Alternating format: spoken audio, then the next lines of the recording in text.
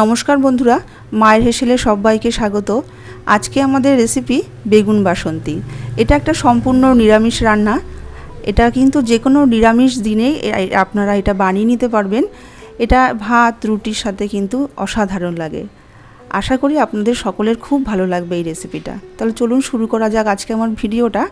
আমি এখানে কিছুটা বেগুন নিয়েছি, ছোট সাইজের যে লম্বা বেগুনগুলো হয় সেই বেগুনগুলোকে আমি নিয়েছি। বেগুনগুলোকে নিয়ে আমি এবার 4 ফালি করে কেটে নেব। ডাঁট সমেতই আমি 4 ফালি করে কেটে নেব। বেগুনটা কিন্তু পুরো কাটবো না। দেখুন আমি একটা কেটে আপনাদের দেখিয়ে দিচ্ছি। ঠিক এরকমভাবে মাঝখানটাকে ফালি করে বেগুনগুলোকে কেটে নেব। আর যদি একটু বড় সাইজের বেগুন হয় তাহলে এরকম মাঝ বরাবর কেটে নিয়ে 4 টুকরো এরকম লম্বাটে করে কেটে নেবেন ডাঁট সমেত। সমস্ত বেগুনগুলোকে আমি কেটে নিয়েছি। এবার এখানে আমি সামান্য একটু নুন, সামান্য হলুদ আর সামান্য একটু ঝাল লঙ্কার গুঁড়ো এখানে দিয়ে দিলাম। সব কিছু এবার ভালো করে একটু মিশিয়ে নেব। মিশিয়ে নিয়ে এই মশলাটা আমি বেগুনের ভেতরে ভালো করে মাখিয়ে নেব। সুন্দর করে একটু চেপে চেপে ভালো করে এইভাবে নুন হলুদ লঙ্কার যে মশলাটা বানালাম সেটাকে এটার ভেতরে দিয়ে নেব। তাতে বেগুনের টেস্টটা কিন্তু খুব সুন্দর আসবে। সমস্ত বেগুনগুলোকে আমি এইভাবে মশলা মাখিয়ে নিলাম। এবার গ্যাসে আমি একটা কড়াই বসিয়ে দিলাম। কড়াইটা গরম হয়ে গেলে আমি এখানে 4 টেবিল চামচ সর্ষের তেল এখানে দিয়ে দিলাম। পুরো রান্নাটা আমি সর্ষের তেলেই করব। সর্ষের তেলে করলেই রান্নাটা কিন্তু বেশি ভালো স্বাদ আসে। এবার তেলটা গরম হয়ে গেলে আমি বেগুনগুলোকে একটু দিয়ে দিলাম। মিডিয়াম টু লোতে ঢাকা চাপা দিয়ে আমি বেগুনগুলোকে ভেজে নেব। মাঝখানে একবার একটু উল্টে দেব।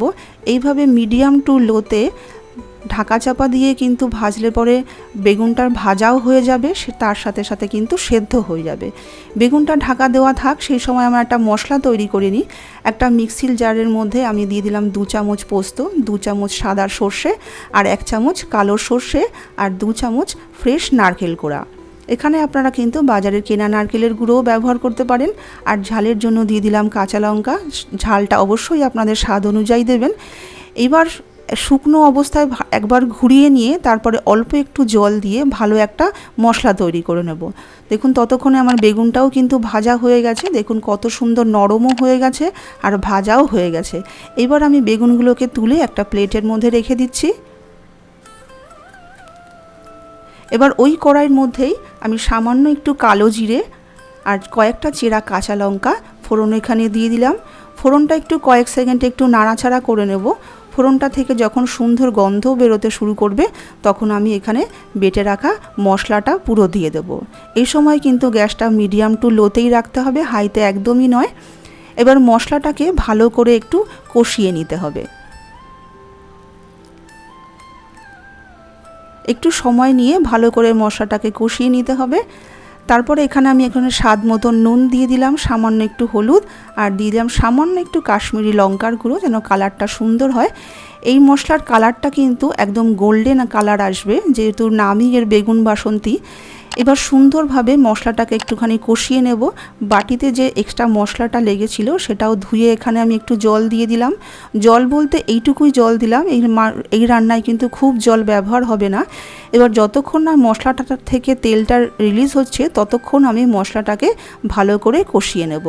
মিনিট 5-7 সময় নিয়ে মশলাটাকে কষালেই দেখবেন সুন্দরভাবে মশলাটা কষে গেছে, এরকম তেলটাও রিলিজ হতে শুরু করেছে। তারপর এখানে স্বাদ মতন আমি একটু মিষ্টিও দিয়ে দিলাম। যেহেতু নিরামিষ রান্না একটু মিষ্টি দিলে ভালো লাগে।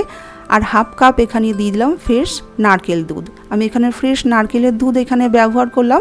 আপনারা চাইলে কিন্তু বাজারের কেনা নারকেলের দুধও এখানে ব্যবহার করতে পারেন। এবার গ্রেভিটা একটু ফুটে উঠলে ভেজে রাখা বেগুনগুলোকেও আমি দিয়ে দিলাম। তারপরে বেগুনের তেলটা যে বাটিতে ছিল সেটাকেও আমি এখানে দিয়ে দিলাম। এবার মশলার সঙ্গে বেগুনের সাথে ভালো করে মিশিয়ে নিয়ে ঢাকা দিয়ে আমি 5 মিনিটের জন্য রেখে দেব, গ্যাসটাকে একদম লোতে করে।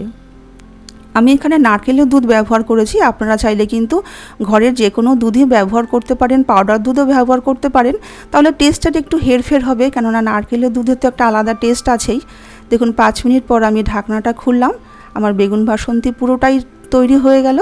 আমি সামান্য কয়েকটা কাঁচা লঙ্কা দিয়ে আমি 5 মিনিট স্ট্যান্ডিং টাইমে রেখে সার্ভ করে দিলাম। তৈরি হয়ে গেল আমাদের বেগুন বাসন্তী। আশা করি বন্ধুরা আজকের রেসিপিটা আপনাদের ভালো লাগলে একটা লাইক করে দেবেন, প্লিজ চ্যানেলটাকে সাবস্ক্রাইব করবেন আর সকলের সঙ্গে শেয়ার করে দেবেন। আজকে এইটুকুই, দেখা হবে আবার অন্য কোনো ভিডিও নিয়ে। নমস্কার।